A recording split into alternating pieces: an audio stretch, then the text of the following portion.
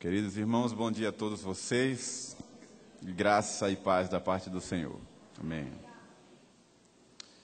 Eu abri a minha Bíblia em Lucas, capítulo 29, e eu vou partilhar com você uma mensagem que subiu à minha mente e desceu ao meu coração.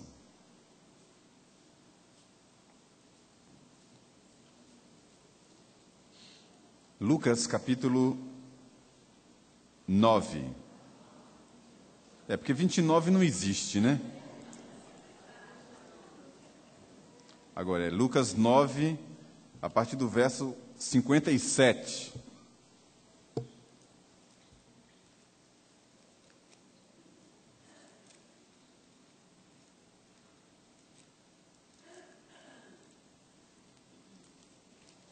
Isso é igual o pastor que às vezes faz teste com os irmãos, para ver se os irmãos estão lendo Bíblia, estão conhecendo Bíblia. Aí o pastor diz assim: você já leu aquele texto que está em Marcos 17? Aí o irmão diz: já, eu sei, eu conheço. Hein? Só existe até Marcos 16, né, Aldeir? Lucas 9, de 57 a 62. Eu vou ler e você vai acompanhar aí. Diz assim a palavra de Deus: Jesus põe à prova os que queriam segui-lo. Verso 57 diz: indo eles caminho fora, alguém lhe disse: seguir-te-ei para onde quer que fores. Mas Jesus lhe respondeu: as raposas têm seus covis, e as aves do céu ninhos. Mas o Filho do Homem não tem onde reclinar a cabeça. A outro disse Jesus: segue-me. Ele, porém, respondeu: permite-me ir primeiro sepultar o meu pai. Mas Jesus insistiu: deixa aos mortos o sepultar os seus próprios mortos.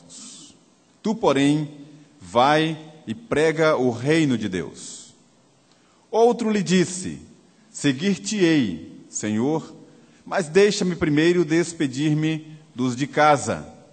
Mas Jesus lhe replicou: ninguém que, tendo posto a mão no arado, olha para trás, é apto para o reino de Deus. Até aqui, que o Senhor nos ajude a entender a sua palavra.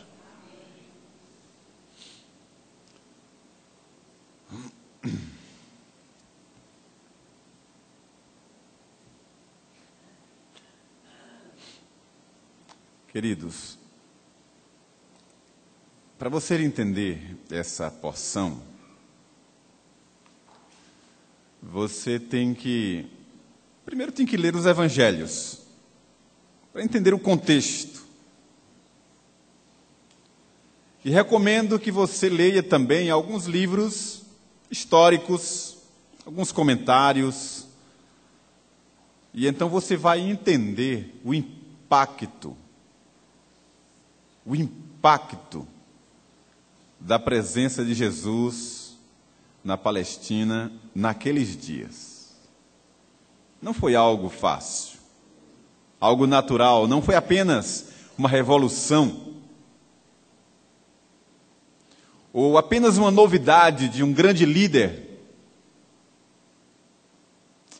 Foi algo, quanto mais você conhece o contexto, mais você entende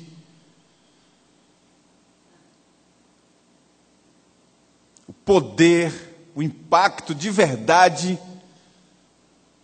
das palavras, dos ensinos, do comportamento de Jesus e do que aquilo representava para a religião de então.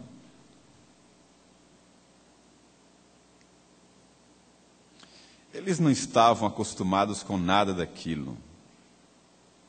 O que Jesus falava, além de ser uma novidade mesmo para eles, aquilo era dito, como eles mesmos escrevem, era dito como quem tem autoridade.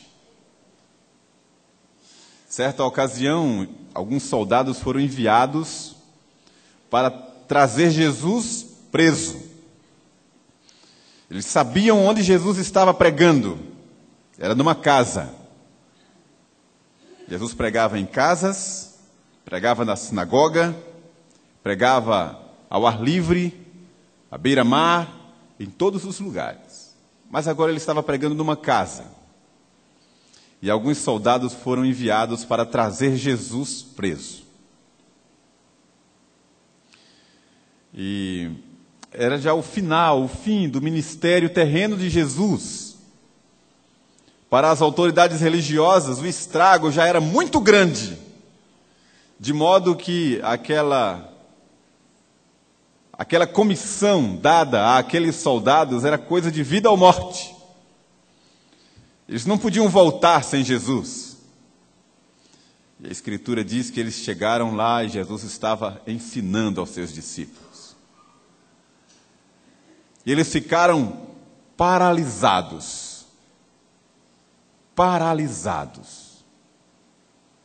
Baixaram suas armas e ficaram ali somente ouvindo. E depois voltaram sem trazer Jesus. E chegando lá diante dos seus oficiais, dos seus superiores, apenas disseram o seguinte: nunca ninguém falou como esse homem. De modo que a gente vai entendendo porque, no plural, as multidões seguiam Jesus por onde quer que ele ia. Você encontra um movimento de aglomeração onde Jesus passava. E Jesus saía dali e procurava um lugar solitário. E diz que aquelas multidões então procuravam outro caminho e saía correndo para encontrar Jesus lá do outro lado, onde ele ia estar. Não tinha internet, nem telefone, para alguém mandar uma notícia, ou então mandar um torpedo. Hoje a gente acha qualquer pessoa em qualquer lugar.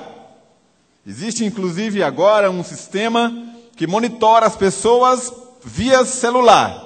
Você baixa um programa e você vai sabendo onde é que a pessoa está. É um mapinha, como o GPS. E você sabe onde a pessoa está. Naquele tempo não tinha nada disso. Era a sede daquele povo de estar com Jesus, saber a respeito dele.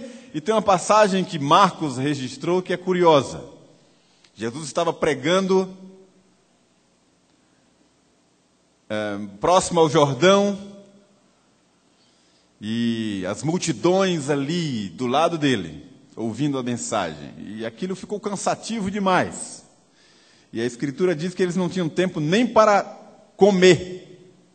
E Jesus chama os discípulos, toma um barco e atravessa para outra banda do lago de Genezaré para ter repouso com seus discípulos. Mas o curioso é que a notícia correu, eles espalharam a notícia e as multidões correram, mesmo a pé, foram para o outro lado. Eles deviam ter ido correndo, porque Jesus atravessou o lago de barco. Quando Jesus chegou do outro lado, já tinha uma outra multidão esperando por ele. Sede de ouvir, por onde quer que ele ia. Mas o que eu quero partilhar com você nesta manhã são as motivações que levam as pessoas a buscar a Jesus, a segui-lo, ou a estar com ele, ou no ambiente dele. Quero falar um pouquinho com você sobre isso. No caso do texto que eu li para vocês, diz que eles seguiam um caminho fora e alguém lhe disse: seguir-te-ei para onde quer que fores. Lucas não diz quem foi que perguntou, mas Mateus diz. Mateus diz que foi um escriba quem perguntou isso. Aliás, quem afirmou isso. Mestre, seguir-te-ei para onde quer que fores. E Jesus então responde a este escriba: as raposas têm seus covis, e as aves do céu, ninhos. Mas o Filho do Homem não tem onde reclinar a cabeça. Existem divergências sobre uma única explicação para essas palavras de Jesus. Mas o consenso entre os principais intérpretes, comentaristas, é o seguinte: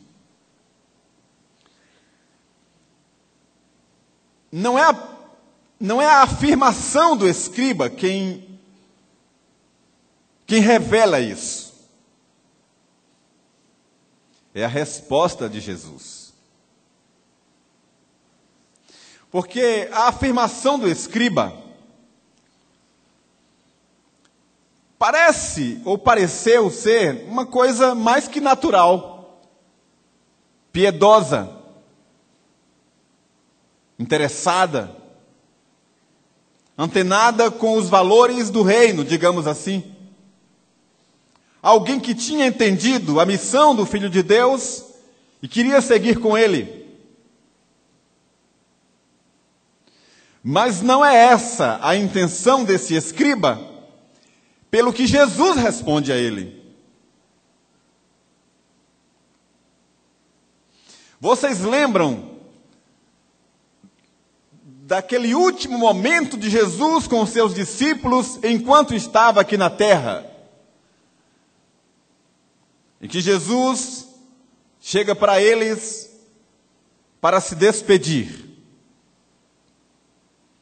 E um dos discípulos diz a Jesus: Senhor, será agora o momento em que restaures o reino a Israel?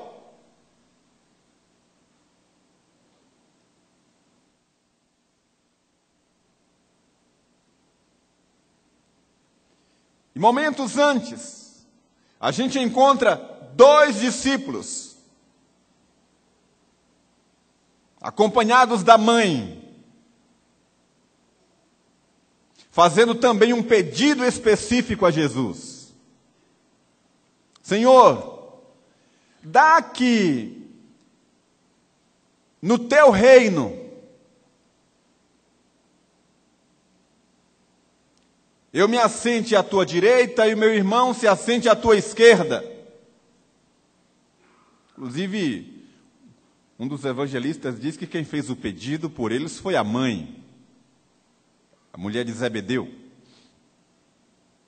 Mas nesse pedido, e naquela pergunta dos discípulos no momento da despedida, isso nos mostra o que é que os discípulos e esse escriba pensavam a respeito do reino de Deus e de para onde Jesus estava seguindo. A ideia deles era de um reino terreno, com as suas regalias, com poderes humanos, com benefícios, com ostentações, da mesma forma ou seguindo o mesmo modelo do Império Romano com os seus líderes. Os discípulos que fizeram aquele pedido a Jesus, bem como esse escriba, eles tinham em mente um modelo de reino que eles conheciam havia séculos. Que é exatamente aquele modelo que Jesus descreveu nas suas palavras, quando disse: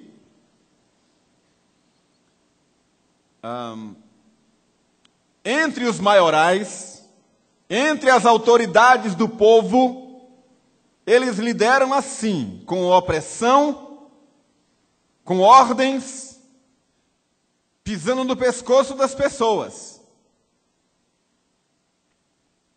Mas entre vós não é assim. Aquele que quiser ser o maior, seja esse o que vos sirva, porque o Filho do Homem não veio para ser servido, mas para servir. Jesus revelava ali naquelas palavras que o reino dos homens tem um modelo. O reino de Deus segue outro padrão, totalmente diferente. Então, Pedro e os seus colegas discípulos tinham um modelo de reino, e eles acreditavam que Jesus tinha vindo para ocupar o lugar de César, governar a Palestina, ampliar os seus limites e conquistar a terra. E dois deles, Tiago e João, queriam lugares de preeminência. Queriam se assentar, um à direita, outro à esquerda, como primeiro-ministro e o outro representante do governo, ao lado de Jesus. Eles tinham como modelo aquelas pessoas que usavam o anel do império. E com esse anel e com aquelas marcas, eles tinham distinção. Eram identificados em qualquer lugar como sendo gente ligada a César. Gente poderosa, que ostentava esse poder. Era gente que humilhava os judeus, julgando-se superiores. E tinha muitas e muitas regalias. Eram os privilégios daqueles que tinham o aval de César. A mentalidade desse escriba que diz: Senhor, para onde tu fores, eu irei. Era essa ideia de um reino terreno cheio de privilégios. Era alguém que estava seguindo a Jesus. Indo eles, caminho fora, alguém que seguia a Jesus, disse: Mestre, seguir-te-ei para onde quer que fores. É um tipo de evangelho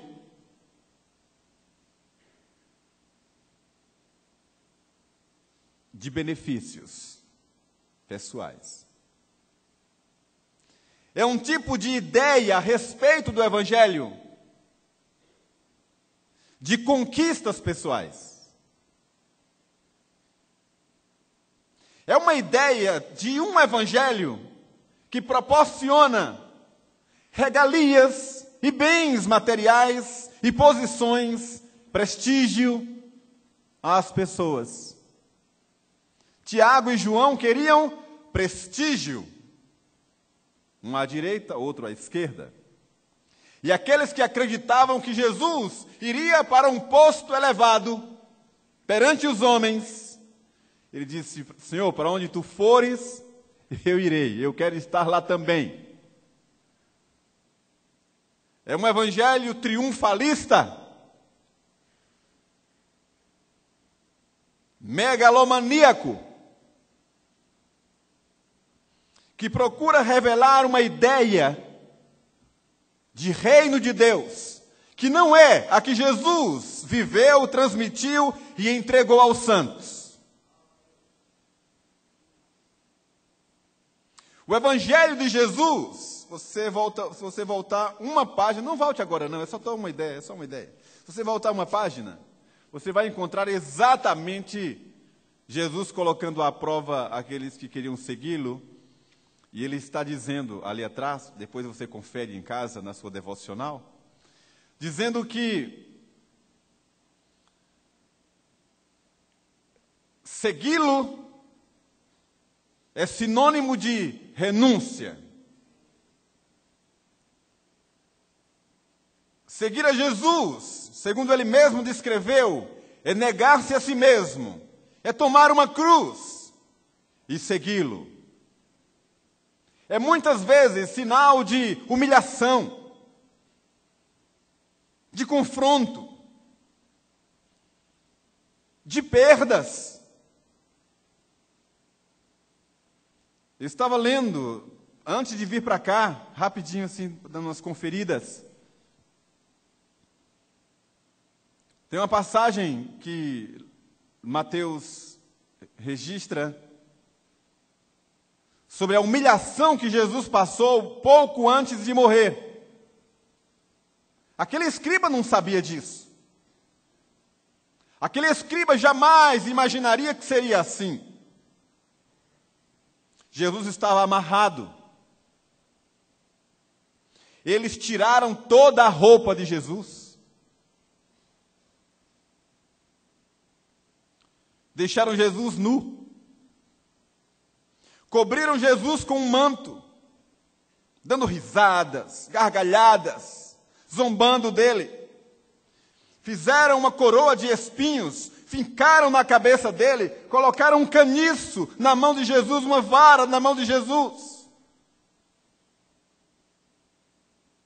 E disseram, o caniço era para simbolizar um cetro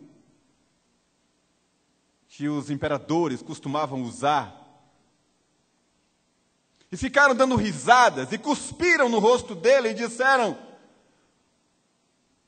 aí está o rei dos judeus. Ou seja, o rei daquele povo que era um povo inferior, subjugado, uma raça, sem identidade, sem privilégios, uma sub-raça. E ali estava o rei deles, humilhado. Depois tomaram o caniço da mão dele, a vara que tinham colocado para simbolizar o cetro, e começaram a bater na cabeça de Jesus com aquele cetro. E davam risadas e gargalhadas. Toda a humilhação que Jesus passou. Aquele escriba não sabia disso. Imaginava um Jesus, um rei, superior a César, com muitos maiores privilégios que César ainda, cheio de regalias, de honras, de ostentações, cheio de glórias humanas, de bajulações. Aquele escriba não sabia que Jesus passaria por toda aquela humilhação, igual aos outros que falaram. Senhor, para onde tu fores eu irei. E Jesus disse, vocês não sabem o cálice que eu estou para beber. Essa ideia de um evangelho que só dá privilégios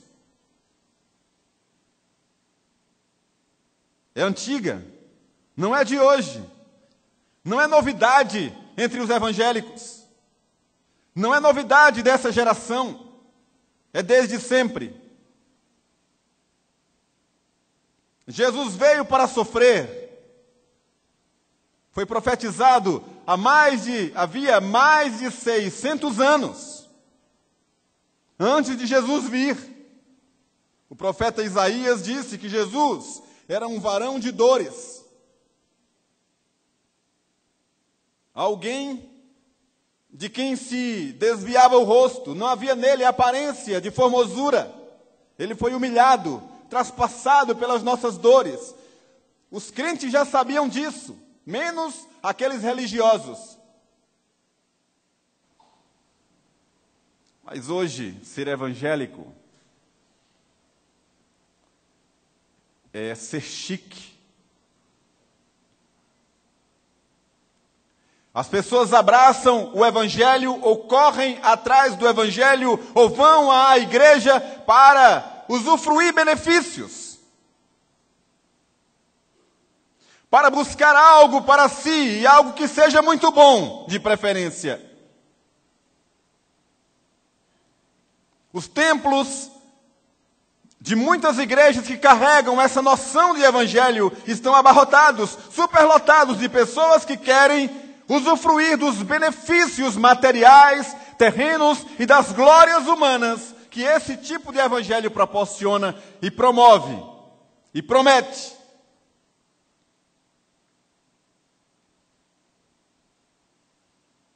Do anúncio de um Cristo que para eles, na verdade, é um tipo de gerente,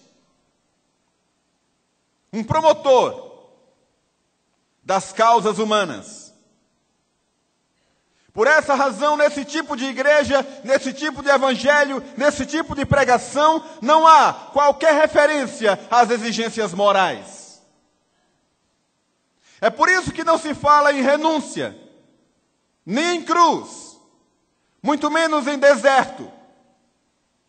Não se fala em sangue, não se fala em morte. A Escritura diz que quem não morrer para o mundo, para si mesmo, jamais verá a glória de Deus. Evangelho é renúncia. É morte do eu. É o que Jesus falou. Vocês serão perseguidos por causa do meu nome. Vos injuriarão. Falarão mal de vocês. E matarão muitos de vocês por causa do meu nome. Mas eles queriam era assentar-se à direita, assentar-se à esquerda, usar os privilégios humanos de um reino terreno. E não era nada disso.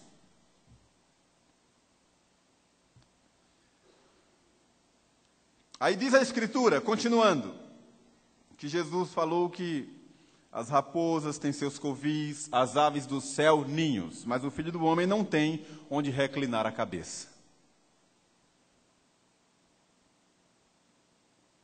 O reino dos céus não é comida nem bebida. O reino dos céus não é feito de bens materiais. Jesus, tudo que ele usou era emprestado. O barquinho não era dele, o jumento não era dele. Ele morava numa casa em Cafarnaum. Nada era dele. Não construiu nada. Não reservou nada. E ele ordenou aos discípulos que vivessem assim. Porque a nossa pátria não é aqui no Brasil. Nós temos mansões celestiais. É para lá que estamos indo. Então, construir aqui, você vai depois desperdiçar muitas coisas. Vai desperdiçar o seu tempo, sua energia, o seu melhor. Enquanto estivermos aqui, devemos trabalhar sempre, com afinco, mas com os olhos nos céus. Continuando, então o outro disse, Senhor, deixe então que primeiro eu vá sepultar meu pai. Mas Jesus insistiu, deixa aos mortos sepultar os seus próprios mortos. Tu, porém, vai e prega o reino de Deus.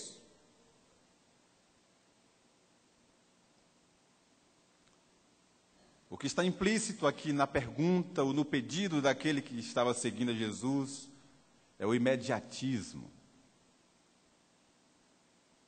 que é outra marca da nossa geração, outra marca desse pretenso evangelho, pseudo-evangelho, o imediatismo, o agora, o existencialismo.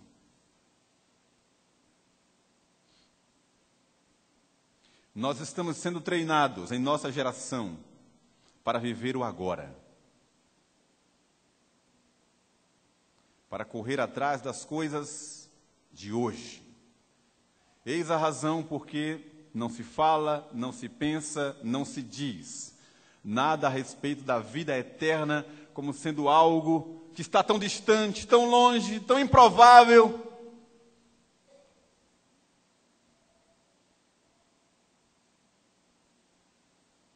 Então a existência é o que parece restar a essa geração. É o que Jesus disse, em Mateus capítulo 24, declara. Jesus falou que quando estivesse para ele voltar, a geração do arrebatamento, eles estariam comendo, bebendo, casando-se, dando-se em casamento, e não perceberão, senão quando vier o Filho do Homem. Esse casar, dar em casamento, tal, sepultar o pai, isso é chamado de existência. É no popular, é o aqui e o agora. É o eu e o meu. É o que me interessa. É o que tem a ver com a minha vida, com a minha existência, com o que eu posso construir e pegar e tocar. Isso me interessa. Depois eu penso nas coisas celestiais. E eu vi que o tempo correu bastante. Deixa eu passar então para a última pessoa. Só Lucas diz isso, Mateus só conta os dois. Mas teve mais alguém, e Lucas estava lá e registrou. Outro lhe disse, seguir-te-ei, Senhor, Mas deixa-me primeiro despedir-me dos de casa. Mas Jesus lhe replicou: ninguém que, tendo posto a mão no arado, olha para trás, é apto para o reino de Deus.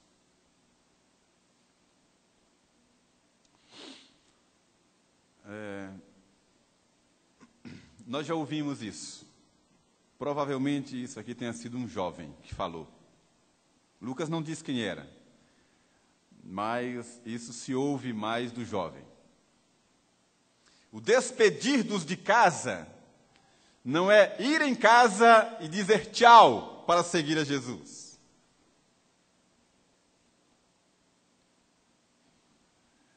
Despedir dos de casa é esperar que o tempo passe.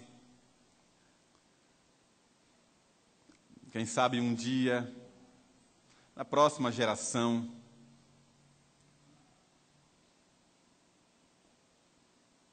mais para frente, mais adiante. Deixa eu curtir primeiro a juventude. Deixe-me curtir primeiro as coisas que o mundo tem para oferecer. Depois eu penso nisso. Interessante é que alguns pregadores dizem assim: o mundo não tem nada para oferecer. Tem sim, e muito. É o que mais tem. É o que mais tem. Essa é a proposta de oferecer o que há de melhor. O próprio Senhor Jesus disse que os filhos das trevas são mais prudentes, mais sábios que os filhos da luz. A gente encontra coisas mais arrumadas, mais elaboradas, exatamente do que produz o mundo. Muitas coisas que nos chamam, muitas luzes que piscam, que brilham, muitos apelos. É o que mais tem.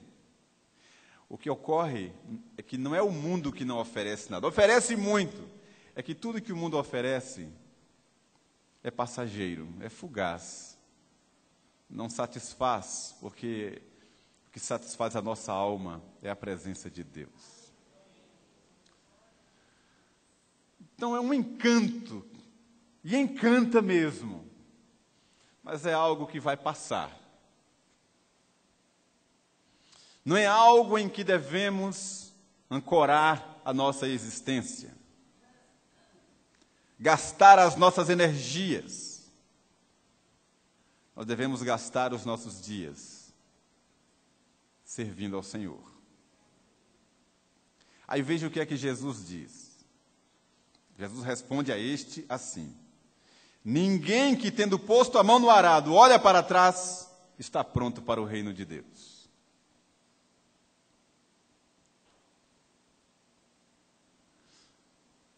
É o cão que volta ao vômito. É a porca que, depois de lavada, volta ao lamaçal. É aquele que conheceu o Evangelho, se propôs seguir, mas depois cai nos encantos das coisas do mundo, aguardando e esperando virar um bagaço para depois se entregar a Cristo. Esse não serve. Deus quer o melhor. Deus quer as primícias. O melhor do nosso tempo, melhor dos nossos pensamentos, o melhor da nossa força. A Escritura diz que quem não deixar pai, mãe, mulher, marido, filho, bens, por causa de Jesus, não é digno de Jesus. O próprio Senhor Jesus disse que Ele deve ser adorado com todo o entendimento, toda a força, com tudo o que há em nós. Se alguém está esperando para lá na frente seguir a Cristo, não é apto para o reino de Deus. Deus quer que você e eu hoje vivamos intensamente e inteiramente para servi-lo. Porque o reino de Deus é a instância onde vamos habitar eternamente. Tudo isso aqui, vamos colocar assim uma pessoa que vai viver muito. Vamos dizer que algum entre nós vai viver 100 anos. Até porque as previsões estão melhorando, né? Antigamente se vivia muito pouco. Agora tem recursos, medicamentos. Estamos vivendo mais. Vamos dizer que alguém viva 100 anos, tipo Aldeir, que já está perto. Vamos dizer que ele viva 100 anos. Não, está mais perto do que eu. Convenhamos. Digamos que Aldeir viva 100 anos. Parece muito. Mas comparado com a eternidade que vamos viver com Jesus, não é nada. Tudo é passageiro. Não vale a pena gastar o nosso tempo, o melhor de nós, com coisas que vão passar. Importa, então, que sigamos a Jesus com as motivações certas. Não como aquele escriba, achando que viver o Evangelho é usufruir benefícios materiais, terrenos, porque isso não é verdade. Como também aquele outro, que só observava a existência, o aqui e o agora. Não é isso. E muito menos ainda abraçar o Evangelho e dizer, não, eu creio em Deus, mas deixo para depois. Mais tarde eu penso nisso, mas olha, eu creio em Deus. Esses religiosos vão ter uma grande surpresa no grande dia. Que essa passagem, essa porção, abençoe seu coração e o meu nessa manhã. Em nome de Jesus.